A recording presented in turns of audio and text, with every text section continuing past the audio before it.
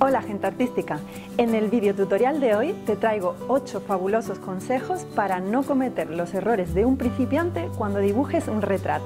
Te recomiendo que te quedes hasta el final del vídeo porque voy a ir explicando cómo solucionar cada uno de estos errores. Te voy a recomendar, si no lo has visto ya, que veas nuestro anterior vídeo cómo dibujar un retrato usando un ojo como unidad de medida. El primer gran error que podemos encontrar cuando vemos un retrato de un principiante es que los ojos van a estar demasiado juntos o demasiado separados.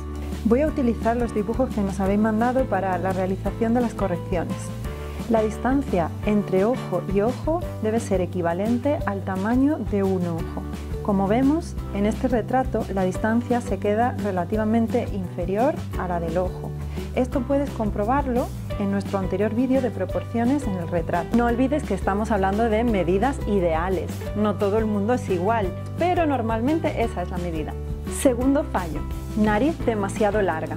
La nariz es una de las partes más complicadas en un retrato. ¿Por qué? Porque realmente no tenemos muchas líneas para poder dibujarla. Únicamente tenemos las líneas de las aletas y la de los agujeros. Todo lo demás deberían ser sombras. ¿Qué es lo que ocurre? Que nosotros entendemos que la nariz es un elemento largo en mitad de la cara, con lo cual nuestra mente va a querer alargarla más de lo que es. En este retrato vemos también como la nariz se ha quedado bastante larga con respecto al tamaño de la cara. ¿Cómo podemos comprobarlo? Gracias a la regla de los tercios. Vemos en la regla de los tercios que hay 3 partes que son equivalentes. La distancia entre barbilla y nariz marca la primera parte. La distancia entre nariz y centro de las cejas marca la segunda parte y la distancia entre cejas y frente marcaría la tercera parte. Estos 3 tercios deben de ser equivalentes y aquí podemos observar cómo el tercio central es bastante mayor al tercio inferior y al superior de la frente.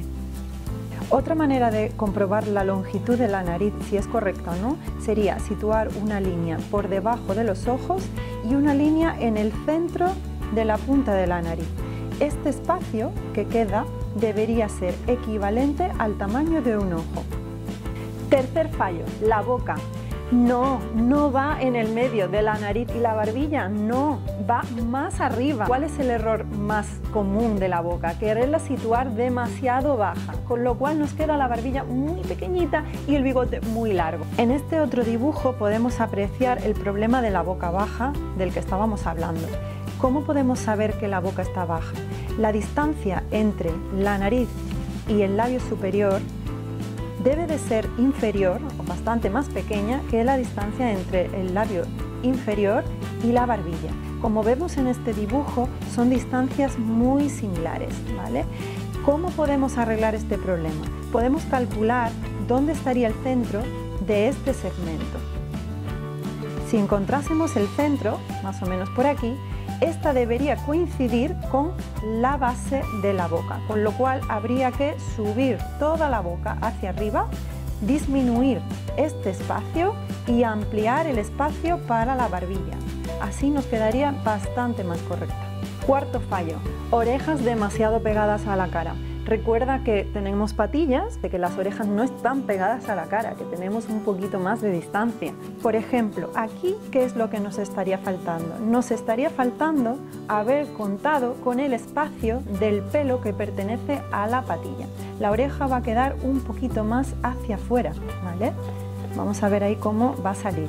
También es muy importante cuando tenemos una oreja más o menos colocada, tener en cuenta la posición de la oreja. La oreja va a variar su posición, pero normalmente va a ir encuadrada en el espacio entre cejas y nariz. Recuerda que esta corrección es para este retrato en concreto, que es un retrato frontal. Si el retrato tuviese, como antes hemos comentado, un movimiento hacia arriba o hacia abajo, ya la posición de las orejas variaría. Quinto error, el párpado superior del ojo, nuestro gran olvidado de la historia. ¿Qué es lo que ocurre? Nos olvidamos de dibujarlo y la ceja normalmente ocupa su lugar, con lo cual queda muy baja y la mirada se ve como forzada o con el ceño fruncido. He dibujado un ojo para explicar cómo tenemos que respetar el espacio de la ceja y el ojo. ¿Qué es lo que ocurre cuando nosotros no colocamos párpado? Que la ceja la vamos a colocar demasiado pegada al ojo. y no vamos a respetar el espacio que hay de la cuenca del ojo a la frente, ese espacio que pertenece al hueso. Para solucionarlo, ayuda mucho colocar el párpado. Si ves, cuando colocamos el párpado, la ceja se queda completamente unida al ojo. Esto nos está dando una pista de por qué hemos situado demasiado baja la ceja, porque hemos olvidado el párpado.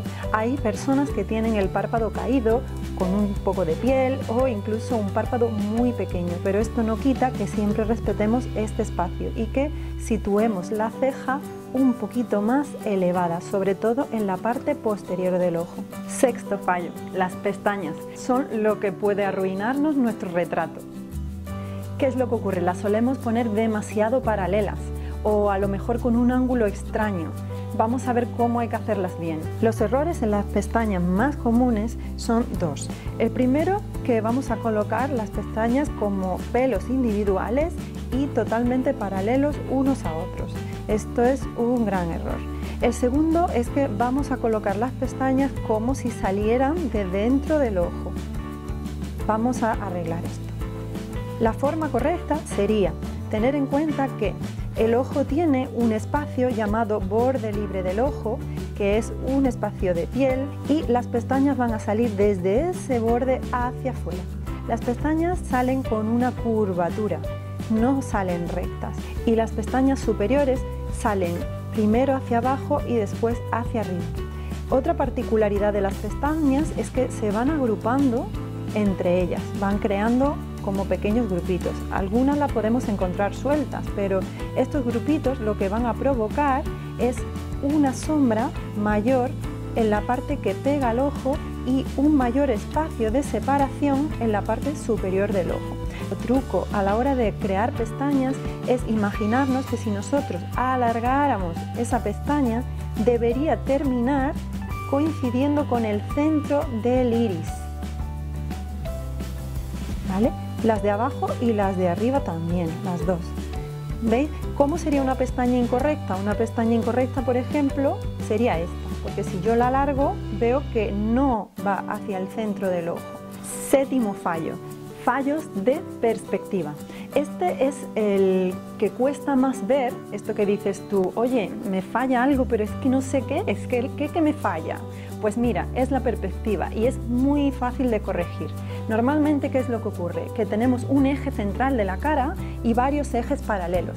Es muy habitual ver la boca, por ejemplo, con un ángulo, la nariz con otro, los ojos con otro, o por ejemplo el eje central de la cara desplazado hacia un lado u a otro. También es muy habitual ver que la cara tiene un ángulo y de repente la boca o la nariz están como rectas. En este otro dibujo vemos que también hay un error de perspectiva con la nariz. La cara claramente está mirando hacia la derecha. De hecho, vemos como la oreja izquierda se percibe más que la derecha, que queda escondida. También podemos ver como toda esta mitad de la cara es superior a esta mitad. Esto nos da una clave, que la cara está mirando hacia la derecha. Pero ¿qué ocurre con la nariz? Que la vemos muy centrada, no expresa ese movimiento hacia la derecha. ¿Cómo deberíamos hacerlo? Esta persona debería haber colocado el centro de la nariz también un poquito desplazado hacia la derecha y la aleta un poquito escondida detrás de la nariz y esta aleta más visible. En este caso, la persona que lo ha dibujado no ha prestado atención al centro longitudinal de la cara y vemos como, por ejemplo, la nariz ha quedado totalmente desplazada. Los dos agujeros no están simétricamente repartidos hacia los dos lados del centro de la cara. Octavo fallo. A este yo le llamo pelo de espagueti.